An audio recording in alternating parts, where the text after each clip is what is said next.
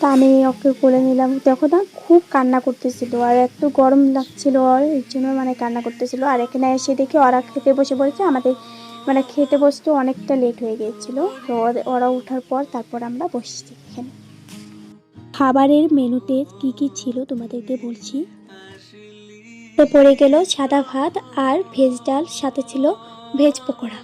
তো ওটা দিয়ে খাওয়া শুরু করে দিলাম। তো এটা খেতে খেতেই চলে আসলো আবার দই পনির।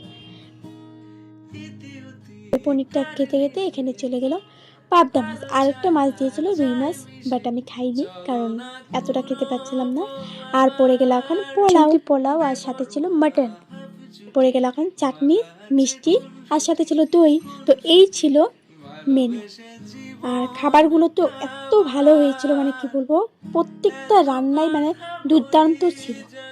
তো অসাধারণ হয়েছিল রান্নাবাড়িগুলো, আর খেয়েও মানে অনেকটা ভালো লেগেছিল।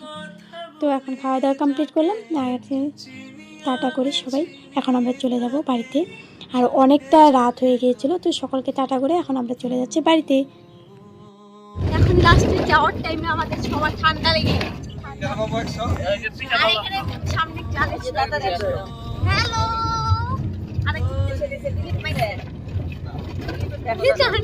এনজয় করতে করতে বাড়ি পৌঁছে গেলাম। তো ভিডিওটা আশা করি ভালো লাগবে। তো ভালো লাগলে অবশ্যই একটা লাইক করে দিও। তো টাটা।